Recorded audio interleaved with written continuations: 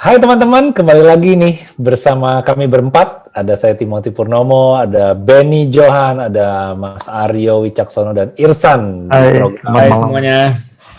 Online Bible Reading. Hai, semua sehat? Baik, aman.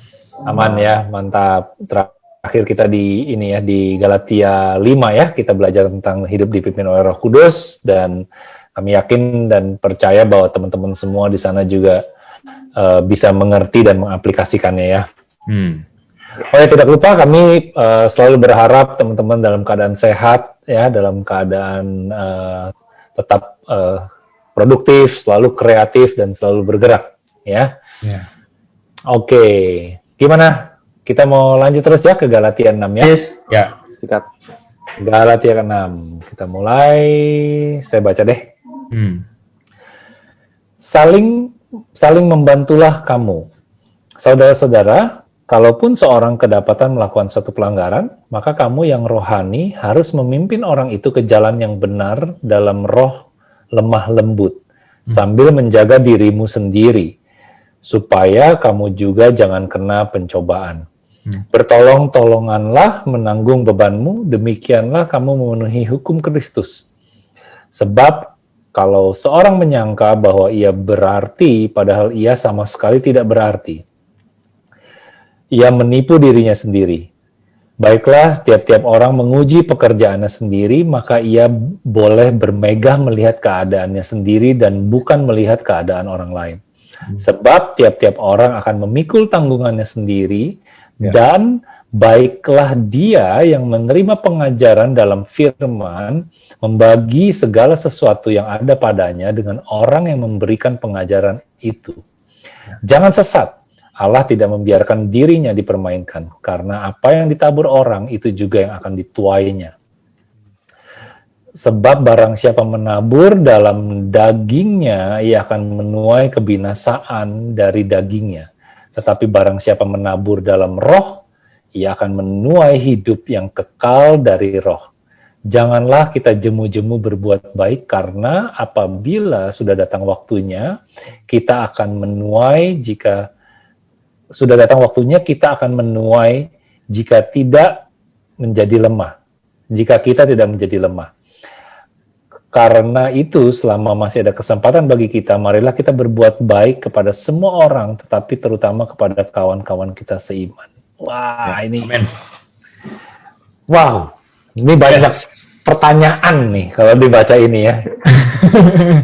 Ya, silakan langsung. Siapa mau bertanya duluan? Ini saya. Yang terakhir. Karena itu selama masih ada kesempatan bagi kita, marilah kita berbuat baik kepada semua orang, tetapi terutama kepada kawan-kawan kita seiman. Aduh, ini. Ya. Apa maksudnya? Apa maksudnya sih? Gitu. Ya, silakan. Ya, kalau ya nggak jawab dulu kan. Itu Irsano aja dulu kasih pendapat. Iya. Mukanya udah siap Irsano. Berkawan iman, pasti kalau bicara kawan seiman itu kan yang mempunyai kepercayaan yang sama kan, ya pastinya pada saat itu ya orang Kristen dan yang percaya Kristus kan. Ya. Tapi kan dibilang di sini kan berbuat kepada semua orang, tapi terutama kepada kawan seiman. Jadi bukan berarti kepada yang tidak seiman itu nggak boleh juga. Kan semua orang gitu kan. Betul. Cuman ya diutamakan adalah yang seiman. Jadi kalau menurut saya di sini sih tetap kita harus ke semua orang berbuat baiknya. Jadi ya ke yang nggak seiman ya nggak boleh nggak berbuat baik juga gitu. Betul. Tetap ke semua orang kok. Betul. Menurut saya sih aku gitu. Ya. Jadi kalimat ini tuh ya sebenarnya yang terakhir itu, tetapi terutama kepada kawan-kawan kita seiman, itu sih sebenarnya kalau kita secara otomatis kita menjalankan apa yang seharusnya, itu udah pasti menjadi seperti itu. Contoh, seperti kita ini lagi musim Natal kan, kita kirim-kirim barang buat teman-teman, buat kawan-kawan seiman kita, itu ya kan, ya itu sudah dengan naturally gitu, yang balik lagi sih yang kayak sebelumnya itu, ya kan. Tapi kan di depan tadi ditulis, marilah kita berbuat baik kepada semua orang. Jadi nggak menutup juga itu eksklusif untuk teman seiman doang, tidak gitu. Iya. Apalagi? Atau ada yang lain? Apalagi nih? Maksud pertanyaannya ada yang lain kah, Mas Aryo? Udah itu aja cukup. Oh, itu. Ada Mas Aryo kayaknya masih kurang pas nih jawabannya apa, Mas? Coba bisa kasih contoh nggak, Mas? Kalau ada contoh mungkin kita bisa solve the problem ya. Ya, pertanyaannya ya. Iya. Coba contoh, Mas. Mas Aryo pernah ngalami nggak hal-hal kayak gitu, Mas? Preach it, Mas. Keluarin, Mas. Pernah banget. Contohnya gimana?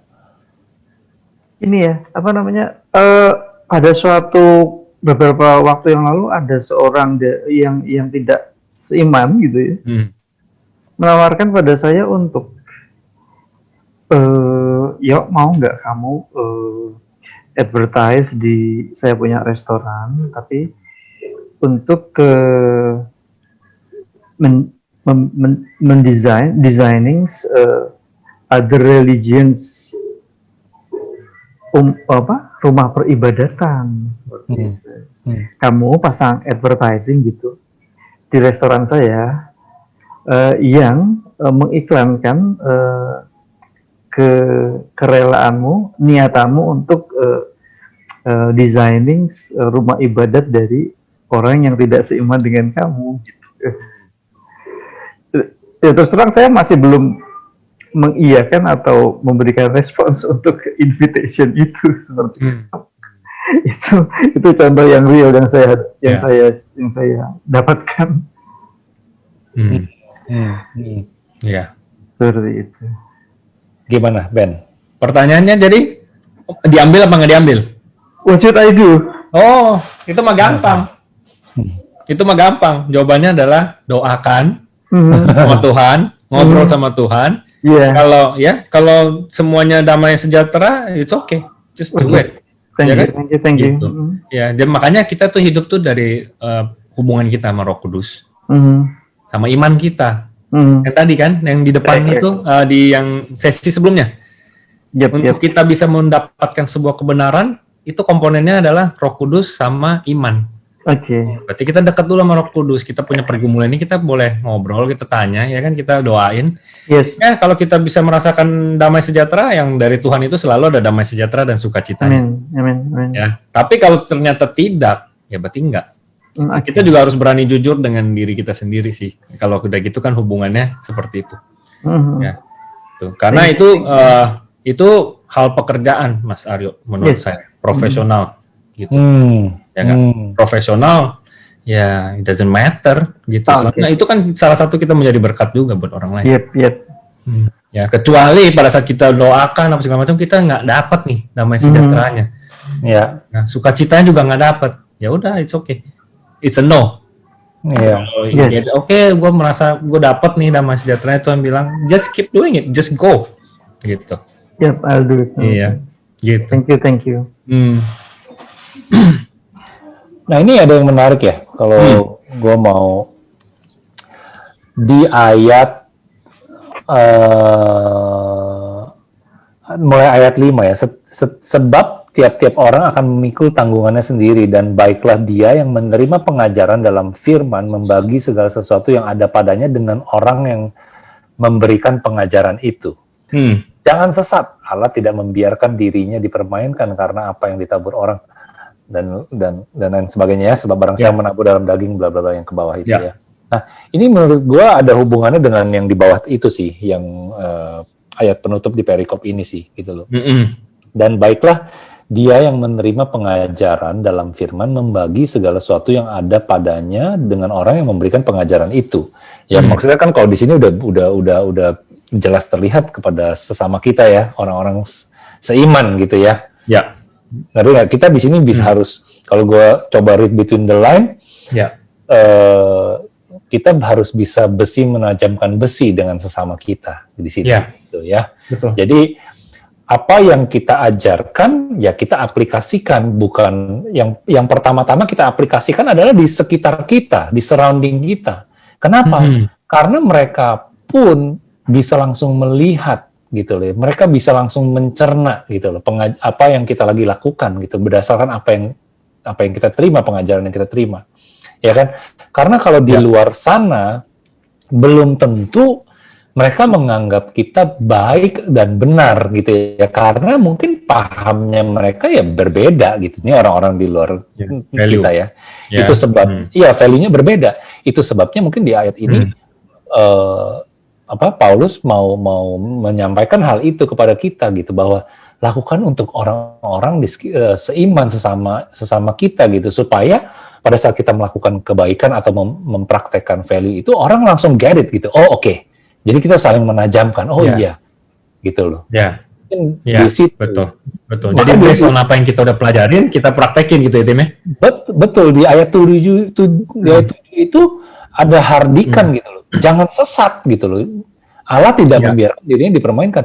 Berarti kan jangan sampai kita kayak memutarbalikkan, memakai ini menjadi sebuah firman yang dipertanyakan, kebenaran yang dipertanyakan kebenarannya gitu, ngerti nggak sih?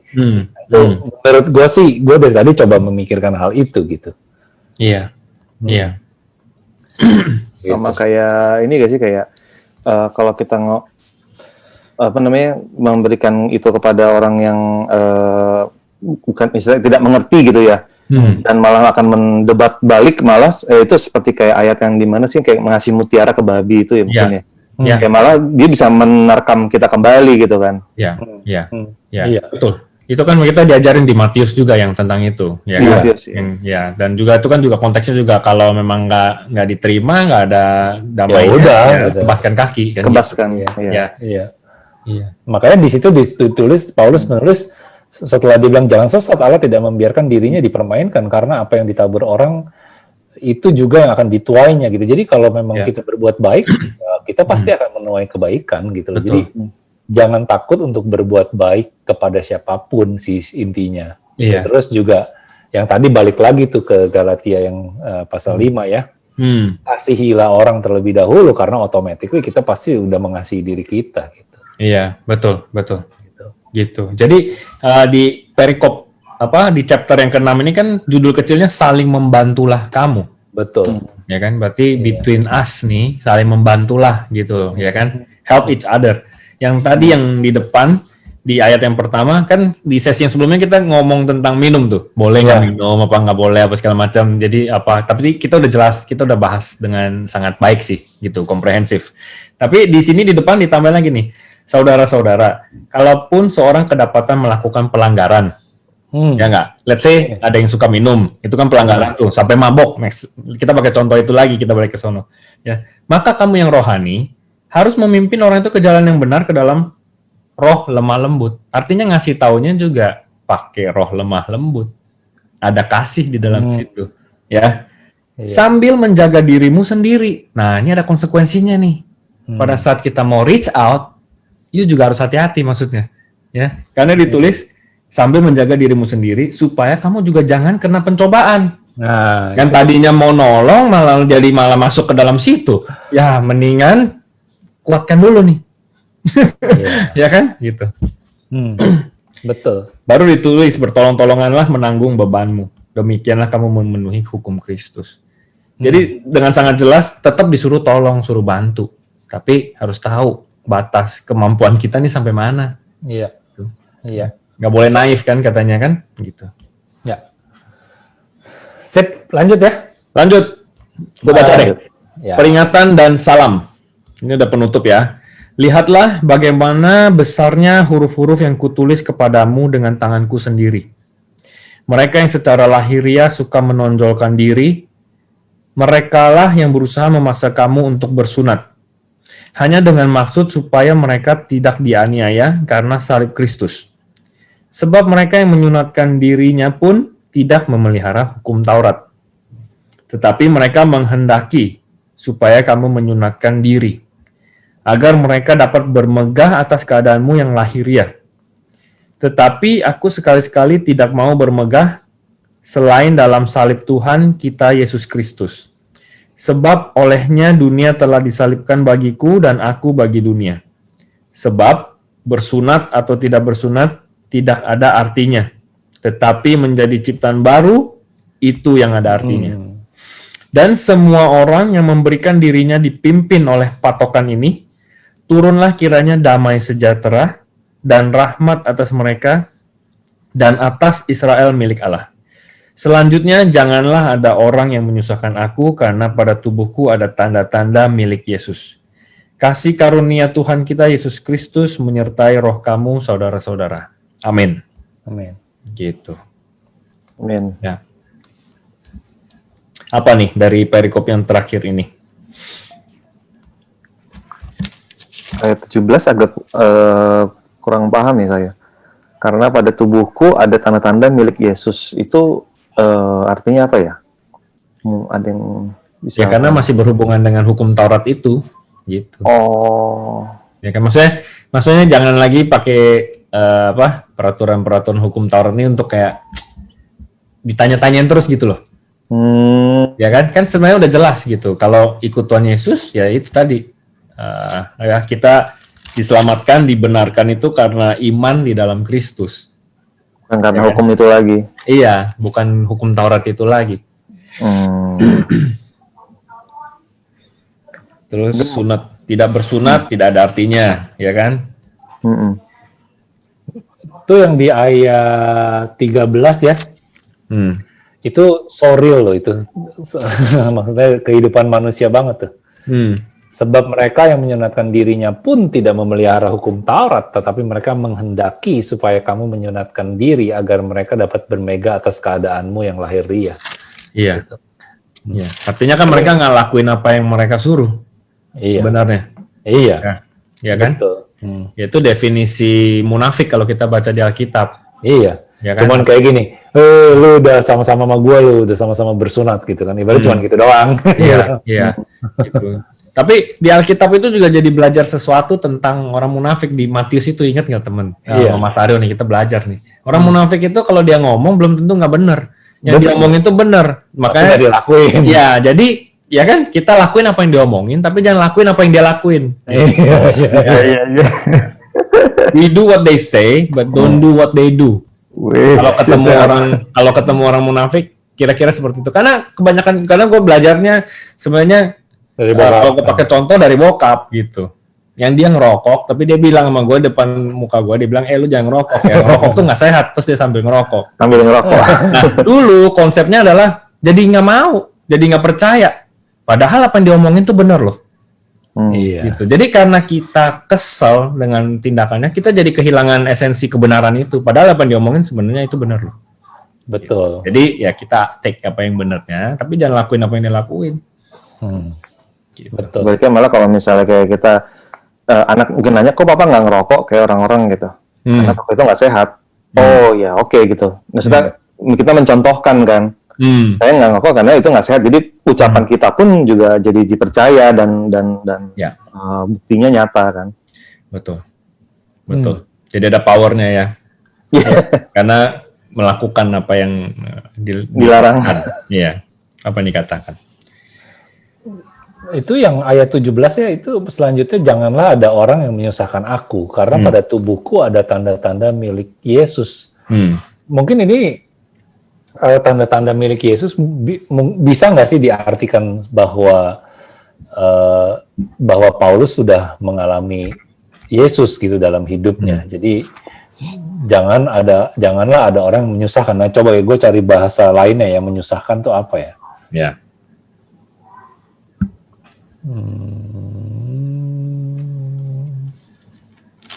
Bending mark of Jesus, the wound, scar, and other outward. Okay.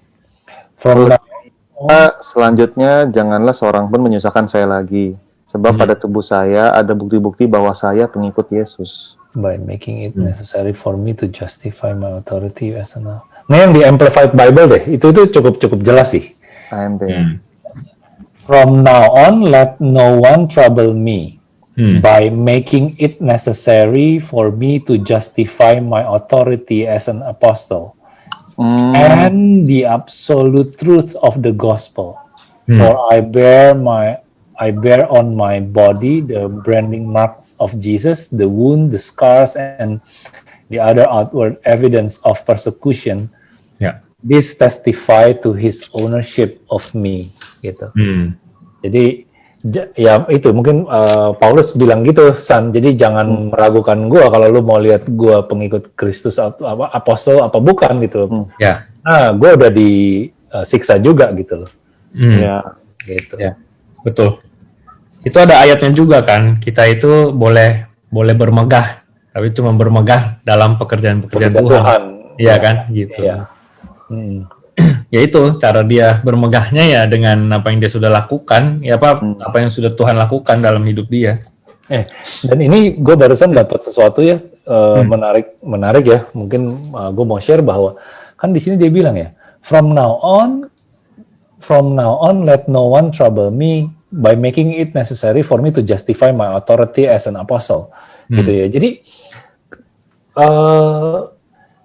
Paulus tuh seperti lagi mau bilang gini ke kita gitu, bahwa kalau jadi pengikut Kristus, lu nggak usah nunjukin identitas lu juga orang bisa lihat gitu sebenarnya gitu loh. Nggak perlu kita berkoar-koar gitu loh.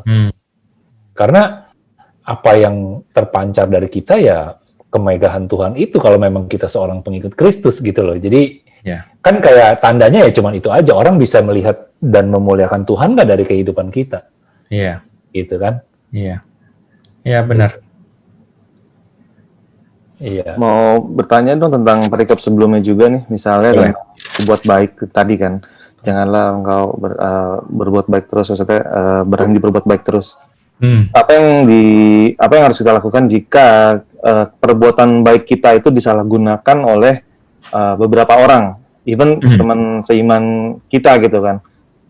Kan kita harus pakai kebijaksanaan juga katanya. Betul. Ya. Jangan mau dimanfaatkan, kita harus bijaksana juga. Tapi di satu sisi itu jadi mencegah kita berbuat baik kembali. Apakah memang kita harus ada saatnya di mana kita harus berhenti, atau kita tetap lakukan terus sampai itu namanya dikasih tanpa syarat gitu kan, maksudnya ya bukan berharap dia balikin ke kita lagi, bukan berharap dia berubah, yang kita tetap berbuat baik terus aja gitu. Ngerti. Teman-teman. Nanti ada yang mau jawab? Enggak. Susah ya. Iya. Mas Aryo mungkin mau? Enggak, susah. Ya, jadi pertanyaannya kalau kita lakuin sesuatu yang baik ke orang itu, apalagi seiman ya tadi ya. Terus tapi kita nih kayak dimanfaatin gitu. Yes. Betul. Ya benar, tapi itu ada satu kalimat yang nggak secara biblical benar tadi yang keluar dari Irsan, bahwa itu mencegah kita untuk berbuat baik lagi. Itu enggak. Karena kita bisa terus melakukan perbuatan baik itu ke orang lain lagi. Nggak harus orang itu terus. Oke. Ya kan? Itu. Cuman, ya itu selalu jawabannya balik lagi.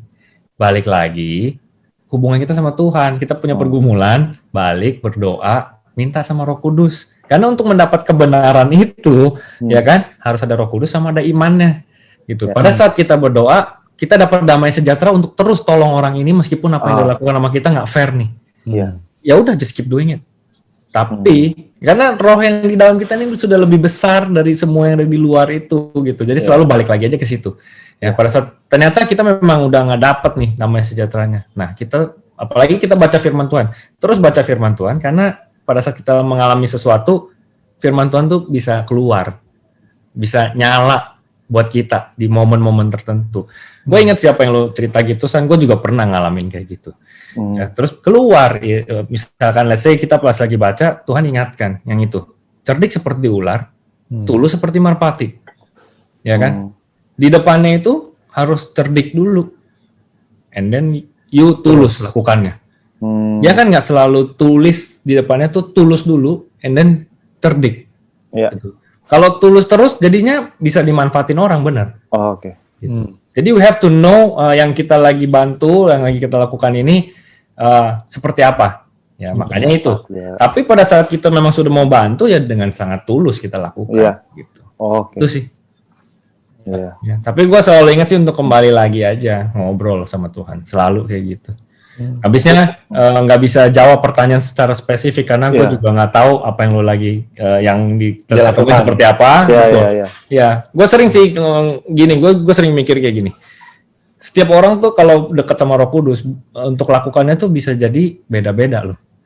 Pada let's say kalau kita baca di Bible ada perang nih, Ada yang disuruh diem aja di sini, ada yang disuruh maju perang. Ada yang suruh bunuh bantai semua Ada satu desa. ada yang disuruh maju. Artinya kan itu benar-benar dari personal relationship. Tuhan suruh kamu apa? Ya nggak gitu. Iya. So ya balik lagi sih ke situ. Iya. Dan apa yang ya itu dia baik dan benar itu juga butuh dipegang ya Ben ya. Ya betul. Apakah itu baik? Apakah itu benar? Gitu kan? Karena benar dan baik belum tentu benar. Benar gitu loh. Iya. Itu penting banget. Jadi apakah kita nolong orang itu sesuatu yang benar nggak? Kalau benar biasanya buat dua belah pihak. Kalau baik sih ya baik buat dia juga bisa gitu loh. Karena pada saat kita menolong kan ada sesuatu yang keluar dari kita gitu ya. Ya kan? Iya. Dan di situ kan disuruh nggak stop untuk berbuat baik ke semua orang gitu. Jadi bukan karena satu sampel yang jelek kita buang satu box semuanya gitu. Ya kan? Iya. Dan itu juga kayak mengingat tadi iman yang timbul tenggelam, maksudnya bagaimana kita mau mengingat jika kita dalam situasi itu, jika kita tidak pernah membaca firman itu sendiri kan. Iya, betul. Maksudnya itu juga sangat kena juga gitu. Mungkin mau ngingetin teman-teman yang lain juga kayak gimana kita mau tahu suara Tuhan atau bagaimana kita harus bertindak jika kita tidak pernah membaca firman itu juga. Iya. Satu pertanyaan San. Gimana sih bikin kita nih pengen baca Alkitab tuh gimana?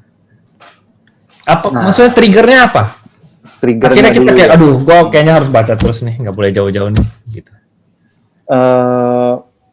Kalau dari saya pribadi tentang ke arah bagaimana saya bisa menjadi warga kerajaan Allah nanti, atau juga nanti akan ada selamat saat nanti Tuhan datang kembali kedua kalinya. Itu istilahnya my biggest fear lah gitu, dimana saat orang-orang lain diangkat terus kita ketinggalan di bawah gitu kan. Jadi bagaimana kita supaya bisa selamat ya mencari kebenaran itu sendiri kan.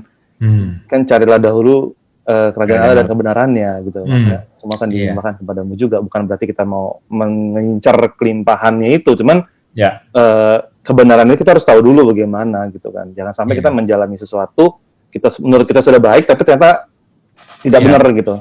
Iya, karena kenapa tanya gitu, karena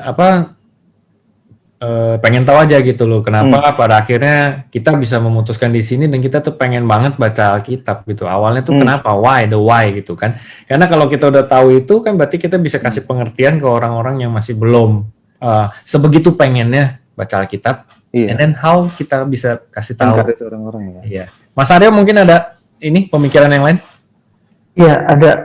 Kalau buat saya sih dengan mencari relevansinya dengan kehidupan ya, dengan kehidupan yang saya hadapi seperti itu, dan menjadikannya satu-satunya sumber untuk meminta sebuah achievement, sebuah kemajuan dalam kehidupan saya sebagai seorang manusia ya, dalam artian keinginan untuk menjadi berkat untuk orang lain.